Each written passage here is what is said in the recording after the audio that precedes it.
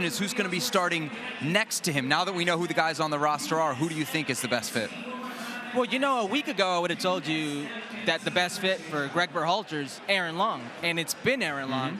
Now with the inclusion of Tim Ream, I'm thinking that setup may change. You heard Greg Berhalter talk about the importance of Anthony Robinson to left him to cover. So I think if he wants that passing element out of the back, if he wants to play cleanly out of the back, you may very well see a Tim Ream. So Tim Ream hasn't been on the roster in a long time. I think we all kind of assumed that told us opening window. Yeah. El Salvador, 90 minutes. I think, you know, we all assumed that kind of told us something about what Greg Berhalter thought of Tim Ream. Anybody who's watched this show knows what you've thought of Tim Ream, right? Every time that we bring him up, you're the first thing you mention is his age. What's changed for you, maybe, that gives you the confidence that he could be the starter next to Walker Zimmerman? Because 6 months ago, you weren't anywhere near Tim Ream.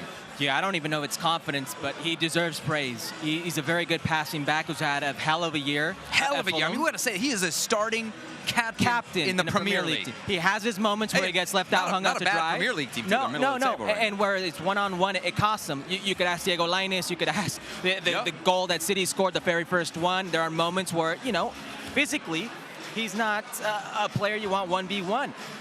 But when you have this many injuries, when Miles Robinson goes out the window because he's injured Achilles tear, when all of a sudden Chris Richards isn't there, and I think he's a like-for-like for Chris Richards as far as passing ability out of the back, that's what you're going to get out of Tim Ream. That's where it changes. Because if not, we saw with Walker Zimmerman and Aaron Long what that looked like versus Japan, and the forced turnovers, and what that may have caused in that midfield, and how chaotic it looked at times. So, listen, you always say it.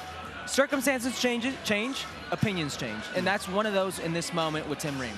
I'm looking at the four center backs on this roster: Walker Zimmerman, Aaron Long, Cameron Carter-Vickers, and Tim Ream. And I think a lot of what we're assuming here is they're going to play 4 at the back. If they do go to 5 at the back and 3 center backs, what does that look like? Like, how do you think that? Obviously, Tim Ream would be the guy on the left, being left-footed. What about the other 2 spots? I think it would look at a variation of Anthony Robinson and left wing back. Okay. And then you would have the 3 center backs, Tim Ream on the left, excuse me, Walker Zimmerman, and you'd have either Cameron Carter-Vickers or Aaron Long. Who do you think between those 2? I think it'll be Aaron Long for Greg. Really? Yes. Okay. Yes. And then who's your right back there? Serginho Dest. Yeah. Assuming health, right? Yeah, and I think the reason we saw so many outside backs is because Serginho Dest has that adductor strain, if you will. He's still nursing that, so they want to see how he comes into health. But even then, you have a Joe Scally who's capable of playing that wing back on multiple sides. So you're picking Tim Ream as the guy to start next to Walker Zimmerman. I'm going somewhere else, Cameron Carter-Vickers. But when I brought this up in the production meeting, you said, well, I don't know if I trust him. Right. Why not? Why do you trust him? So I don't know that I trust any of the options.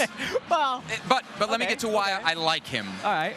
You've always said, and I listen to you every once in a while on this show, that international football is a young man's game. It is, right? It is. And especially in my center backs, not to dismiss what the value of having the only left-footed guy who can help you play out and build out of the back. And I don't think we mentioned the fact that he plays next to Anthony Robinson in Fulham could be a huge, part of Tim Ream's case to start. But for CCV, more athleticism, more speed, and at the international level, that's kind of what I want. I want speed out of my center backs. That's why I gave him the edge. He's also playing, I think, at a good level right now. And so, is he? Yeah. I mean, he plays on a good team. He plays on a good team. He's getting good competition beyond the domestic league. Is the Scottish Premier League that much of a good level or a better level? He's playing at a good level. Okay. Whether the level itself is... He's captaining. I mean, we're comparing him to guys who are playing in MLS. Oh, correct.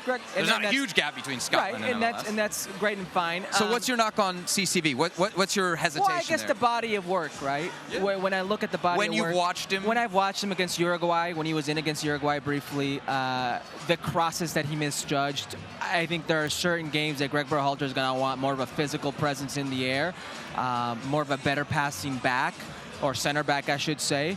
I don't know if he fits the profile as a passing back that you're going to need if you think you're going to have the ball maybe against the Wales, or if you think you're going to need to be chasing the game against England, if he fits into any of those 2 categories.